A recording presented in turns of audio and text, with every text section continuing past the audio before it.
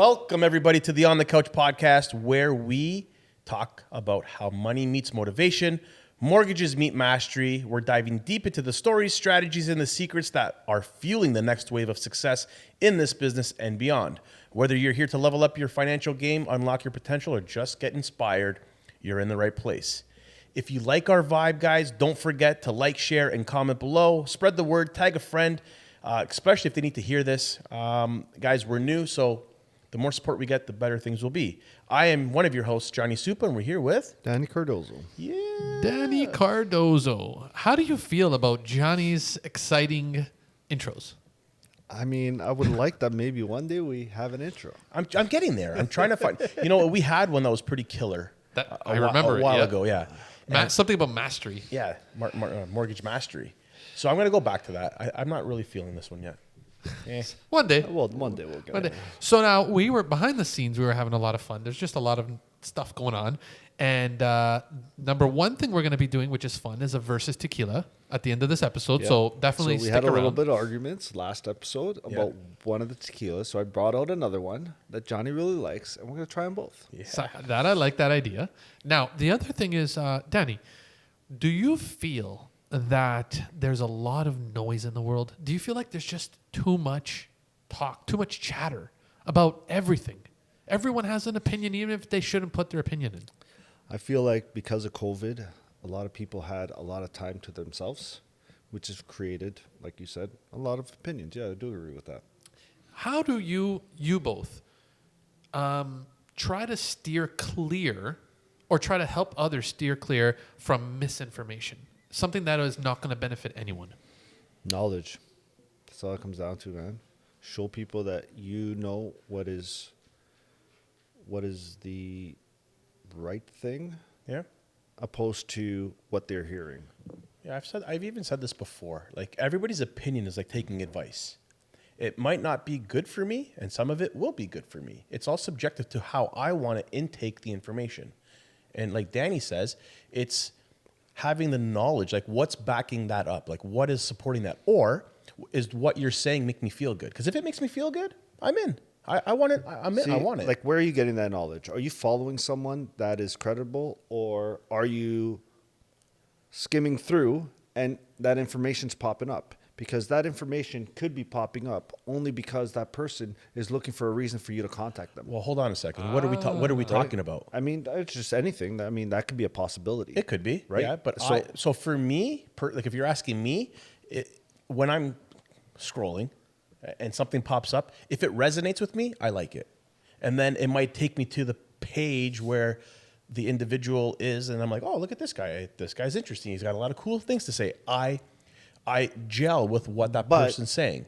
He could have said something that you don't know the information, and now you're believing in it. Yeah. But all he really wanted to do was get you on there. So, but if you don't know and it's new to you. So you're talking about controversial stuff. No, I'm just talking about where people's getting information. No, there's only certain things I pay attention to. So it depends on what I'm paying attention to. At the time, if something because it sounds interests you. so appealing? Something sounds like, man, this really resonates, but it's not true. If it gels with what my visions are, I'm into it. It's got to do with mental toughness. It's got to do with succeeding. It has to do with the fight, because everybody's fighting a fight. We talk. I've always wanted to say this. We talk a lot about entrepreneurship. We're not some fucking special breed. Okay, there's nothing special about us. There's a lot of guys out there that wake up and do hard shit every day too. They're just might not be in the sales industry. There's guys that do a lot of jobs. I have a lot of friends that are I've got friends that are cabinet makers. I got friends that are in paving.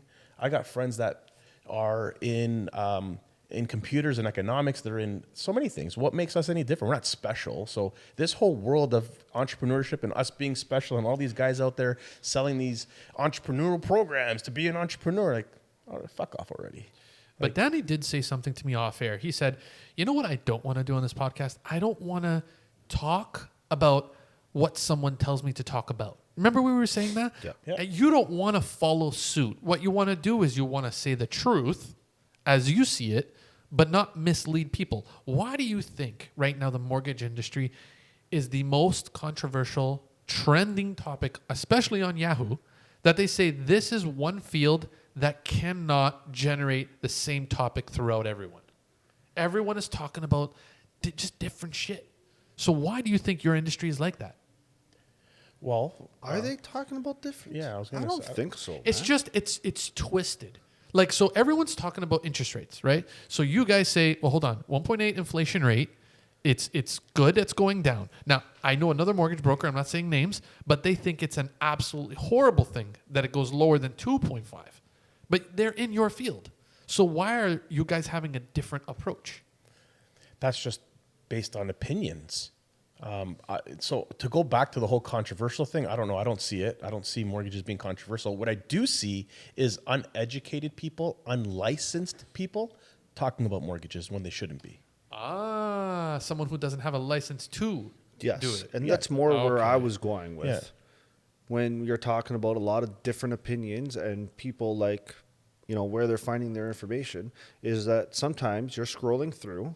Or they don't know how to Right. read the information. Okay, but you're scrolling through and all of a sudden you have a non-educated person talking about mortgages and all of a sudden it's like, oh my God, I think that's true. Yeah. And then you come back to us and it's like, no.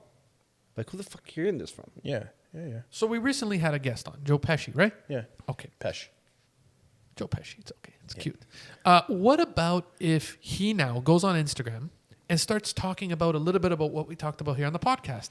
Now, he's not doing what you guys do, so should he be saying anything? 100% he should be. How come? Because he's in the industry. He's a lender. Okay.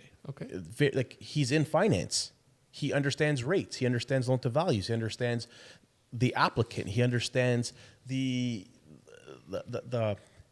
program that lender whatever lender he's working with. He understands all the other lenders. He understands the legalities of it. He understands the appraisals. He understands the real estate. As a matter of fact, I would listen to more than what he has to say than what maybe somebody who's just a realtor. Exactly. Okay. No, we're not going to bash no one. No. Realtors. Yes. And mortgage brokers. I'm going to throw you both into this. You guys both have different, same field, different sections. I don't know anything about real estates. I don't know. Okay, I should say I don't know anything. I mean, don't on my know- page, you're not going to find me talking about selling a house. Yeah, 100%. But why is But it I the other way don't around, understand. though? I don't understand why realtors are on their page talking about mortgages. Okay, so why I do are understand why. they? Yes, tell me. I know because it helps them make Attract. a sale Yeah, or it attracts. It attracts leads. I get that. But the information you're giving is misinformation. I've messaged many realtors. I'm like, bro, what the fuck are you saying? That doesn't even make sense. That's not accurate. It's not right. You're giving the misinformation. In regards to mortgages. Yeah, you don't even know what you're saying. Imagine me talking about a neighborhood, square footage. I don't even know what the fuck. I don't even know what to say right now because I don't know I don't know anything about being a realtor.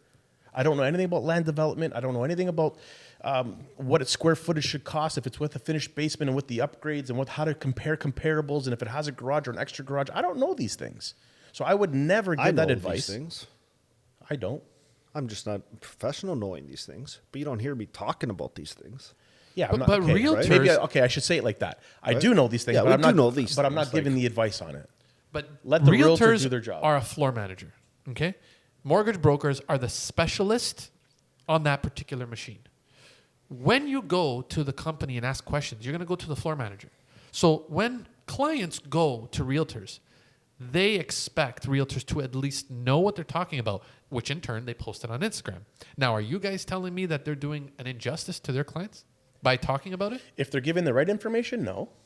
If they're giving the wrong information, yes. But the problem is that they think that they're giving the right information. Or we've also spoken to realtors be like, yeah, I put out that information so someone calls me. Yeah.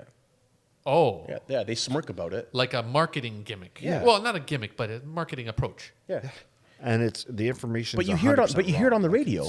not even- You hear mortgage ads on the radio by a realtor. Is your mortgage coming up for renewal this year? And blah blah blah blah blah blah blah. And you're not going to renew the mortgage, but you want to sell the house. Call Nick, the mortgage, the realtor. Like Really? that was a mortgage ad. Yeah. Wow. Tell me I'm wrong. Go find it. It was on 103.5. Okay. See, The whole that's intro. intense. Yeah, the whole intro is the guy talking about mortgage renewals, and then it talks about if your mortgage is coming up for renewal, I have lots of people in my network. Wow. Like, Buddy, first of all, that should be that's against the rules. FSRA should put their fucking foot down and say, you can't do that. You're not a licensed agent to draw the attention in. Based on mortgages. 100%. How are you sitting there saying, contact me if I'm a realtor, contact me if your mortgage is coming up for renewal, okay? And I got a lot of friends in my network that I can connect you with. Yeah. That's like me saying, hey guys, if you want to sell your house, contact me. I'll let you know. I'll put you in touch with my realtors. Yeah, exactly. Yeah, that's Like, not right. That's not right. Do you agree, Danny? Do you hear, like, you know what we're trying to say here, right? Yeah, 100%. So, but why do you think, other than marketing, do you think, what about the people who used to be realtors and now they're mortgage brokers? Do they have a right to say anything? I mean, listen, if you're experienced and you have the knowledge and you're giving the right info, by all means, You're good man, with that. Yeah, 100%. Like I know some realtors that are really good because they were mortgage brokers before and they understand the business. But I'm telling you, they don't give mortgage advice. They'll send the client to you. Yeah, And then you'll send them back, right, with the information that they need. of course. That's how our team works. That's why my realtors that work with me love us and they work with Danny because they love the way we work. We answer their questions. They'll answer the questions that they may know, but So, Danny, I really like this episode. Can you tell me the process here? How does it work with a client? Should a client go to a realtor first, then the realtor gives them to you, and then you give them back? Is that the process? I mean, that is the process that most clients end up coming from. I hate to say it. No, that's not the right proper way of doing it. That's not? No, Oh. they should come to us first, Ah. right? With a clear head, without having anything put inside their head before they come talk to us. Like buy this house, and Yeah. oh, you can't afford to go to talk to these guys, and now they're pressured. yeah, but so there's a realtor out there. I like his approach. I won't say his name right now, but he's into the coaching, and I really do like his approach. I like a lot of the stuff he says. I like the way he talks about it, and he says when a client comes to me first, and they're not qualified, the way his process is and the way he guides the client is actually not a bad way of doing it. But he understands that. What's the way he does it? Yeah, I'm curious. Introduces them to a mortgage broker, Okay. right? A lot of the times, other brokers. But I get that, and we get a lot of our clients that way. A lot of our Referrals. partners or referrals come from realtors. I'm saying, like, prior to going to a realtor, instead of getting referred to the mortgage agent, you should do your research. The end user, and find- 100%. Like Right. if I can change the way. Before your head gets clogged up with information from a realtor, you should be talking to a broker. Yeah. But here's the problem. I'll be devil's advocate here. If a realtor does that, think about how many sales they're going to lose. No, they won't. No, they won't. Well, let's say I'm ready to go Okay. buy a house. I have the. Go. Tell I'm me not what you're- saying that they won't go to that realtor. I'm just saying come talk to us first. No. Put Let's say that yourself they in don't. the right. No. Let's say that they find a realtor that they like on Instagram. Yeah. They reach out to that realtor. So they're not thinking about mortgages right now. They say, I like that house. I want to get a realtor. I want to go see it. They don't know their finances yet. The problem is if that realtor says, no, wait. You got to go to a mortgage broker first. Instantly, they're going to kill the deal. Am I right or am I wrong? Not necessarily. So tell me. So what's the realtor supposed to do? Do what they do. Just try to sell the house. No.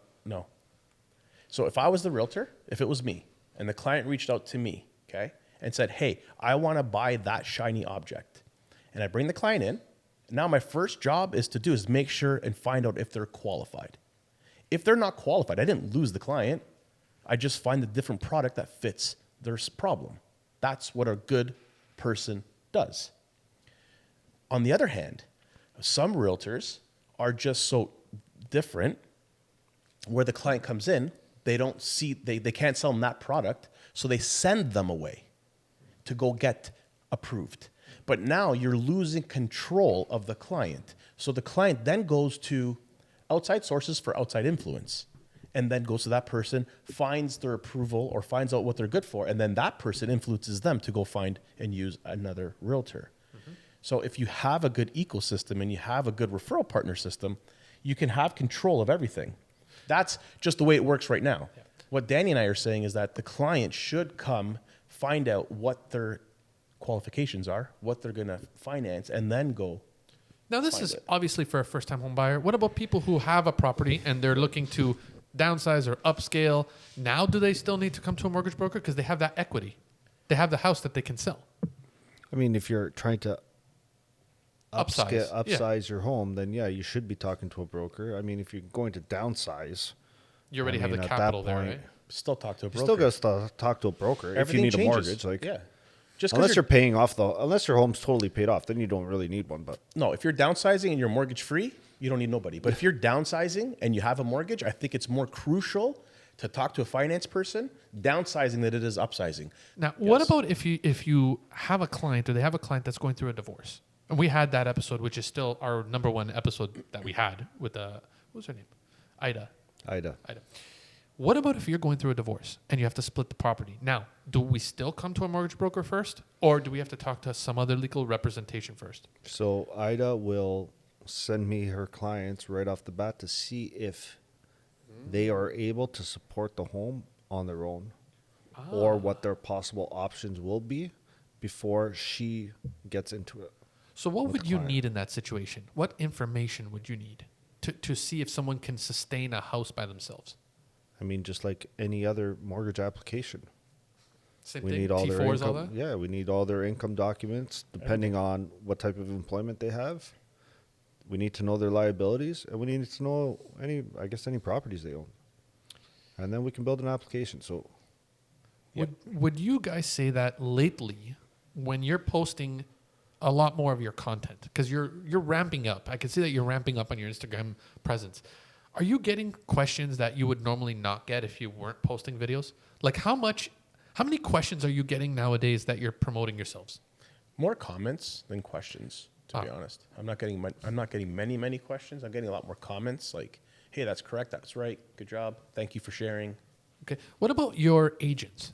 Do they ever come to you with questions that they heard on Instagram and you say to them, "Man, where did you get that?" I mean, we run Calls twice a week where they're asking these questions. We don't know where they're coming from, really. Like I mean, Q&A session? I mean, like, guys, what's going on?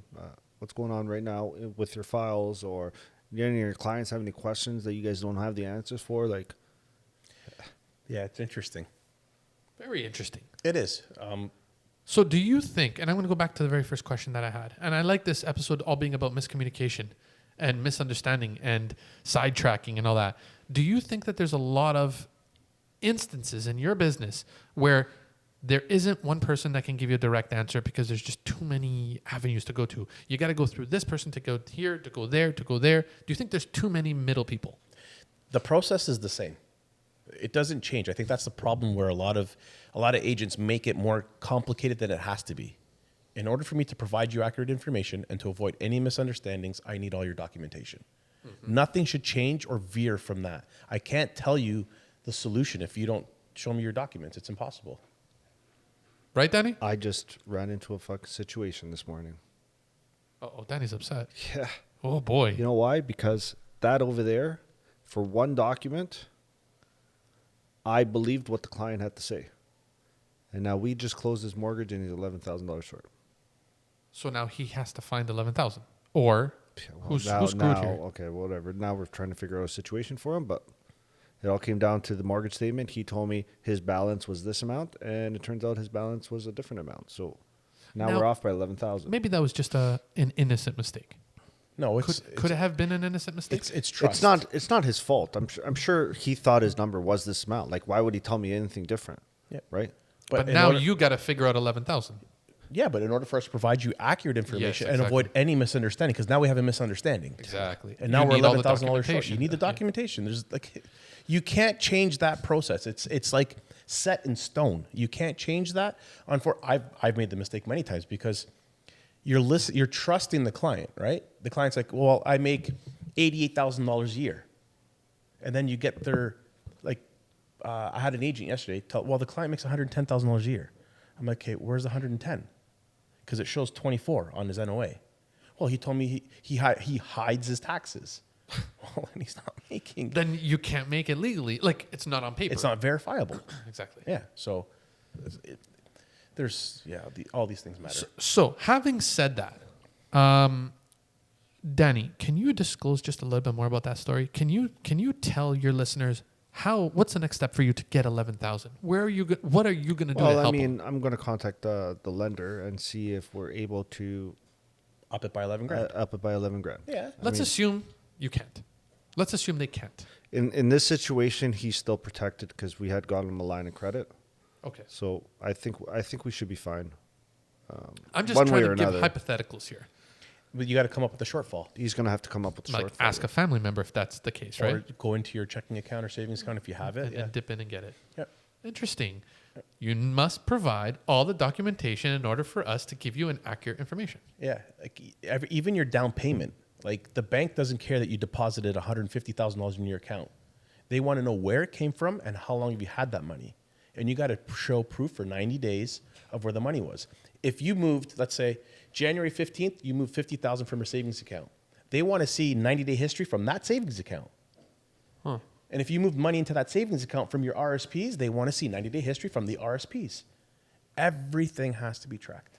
And in order for us to give accurate information, we need all that documentation. For some people, this is tedious. For some agents, they are they're shy to ask for the document. They don't want to ask for it. I've seen many times where we build files and we don't have the documents. And it's like, where's the documents? Oh, they're coming. Well, how do we, like, this is not accurate. This is all hearsay. This is all hypothetical at this moment. We don't have the accurate info. It's because, not that, it's because the agent doesn't want to ask. They're scared to ask because they feel that they're spending the client's money. Yep. That's what they're doing in their head. They're not asking for all the documentation because they just think that they can skip steps. Sure. And next thing you know, you're fumbling in the end, and it makes a mistake. A lot of agents do it. A lot of agents do it. Well, this episode has been all about verses. We're versing the industry, but now we have another little verse. Oh, boy. We're going at Capo 2 818. Yeah, so this 818 was on the last episode. Yes. Yeah, And Johnny's I didn't like it. didn't like it going down, so he likes Cabo going down. So let's see the difference. So we have two reposados here. We have an 818 tequila reposado, which has caramel, vanilla, oak, and cooked agave with some honey. That's the taste in it. And then we have Cobble Wobble. This is I love this. This is my jam right here.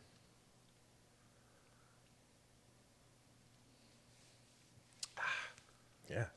Smooth on the way down. So we I just don't know about recently smooth did on the way down, but we just recently did 818, so we know how that tastes, and we're doing Cabo Wobble, which is Johnny's favorite. Now, because this is a versus, no need to rank them again. All we're gonna do, it's head to head, boys. Who is coming out the winner? Let's start with Danny because I think Johnny already has his solidified.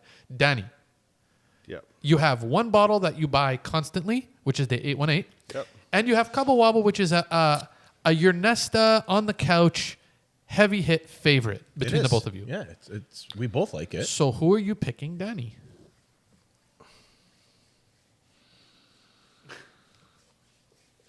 I'll start with the smell. And smell-wise, 818 wins, without a doubt. Okay, I'll give it that.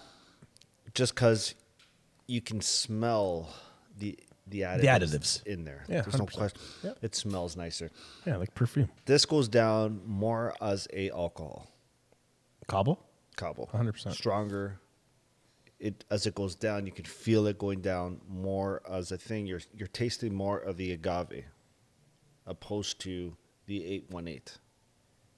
If you're into the sweeter tequilas, you're going to like the 818. If you're into the non-sweeter tequilas, you're into the Cabo. So which one is your preference? Who's coming out the winner? If I'm mixing, depending with what I'm mixing with, but if it's just a soda, I am going 818. If it's something else, I am going Cabo Wabo. Sure, the fucking soda needs flavor. Well, that's the reason why. Yeah, 100%. Right? That gives you the extra flavor in it. So everyone listening needs to know an overall winner for you, and that is I'm not giving an overall. no. You have to. Who's the They're winner both- between the verses? They're both very good. It just depends what you're looking for. So no.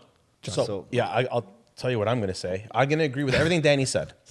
If I'm going to put it with a mixer, it's going to be 818. However, I don't mix my alcohol. I drink it neat. As a matter of fact, I rarely even put an ice cube. I like my alcohol the way it is, in a glass, and I want to sip it. So for me, the winner is going to be cobble because I'll buy cobble. Obviously, there's probably 2 empties somewhere lying around here. Like we've had that multiple times. It's my go-to in the office. If I'm having a day, I'm pouring the cobble. All right. It's cobble for me. So cobble for Johnny, and Danny is, it depends on the occasion. Yep. Yeah. Okay. Johnny. I'm going to say Danny's is 818 because he likes to 'Cause he buys it like a but he fiend. likes his mixed drink. He likes it with the soda and the tequila. So Okay. Johnny, where can people find you to give you crap? you could find me here at Your Nesta Financial, or you could in Bolton, or you can find me on Instagram at Your Nesta Financial. You can find the podcast on the Couch Podcast 23 on all streaming platforms: Spotify, YouTube, Instagram, and TikTok. Because we're not banned yet. And Danny. Well, we're Canadian, so I don't know if that's really happening. But Okay, sorry, just to go off topic real quick. You know what some Canadians are doing? They're buying phones, downloading the TikTok app, and selling them online in the States. Because you can't, if you deleted the TikTok app, you can't re-upload it. well, right now, If you have to- now you can because you got the 90-day. You can't re-upload. Your account has to be existing. Okay. You can't go create a new account. So if you went So in that's that your band, way around it. yeah, if you went during the ban, whatever it was, and you deleted the app, it's like, oh fuck this, and then you lost it, it's gone. You can't re-upload it. It's not in the app store in the States. Huh? You heard the same? Yeah, it's crazy. People are paying these influencers. What? Yeah, bro. So let's go. Let's sell our 10,000? phones. I've heard 500. Guys, I've heard so much ways to make money now in this world. Like, if you're younger, I You think have it, no like, reason not you- to make money. Yeah. Yeah, you got to No be reason. hustling and grinding. Yeah. So right. So So you'll find me on the couch here. sleeping in 5 minutes. And on all social platforms at Mortgages by Danny C. Till next time, take care and see you later. see ya.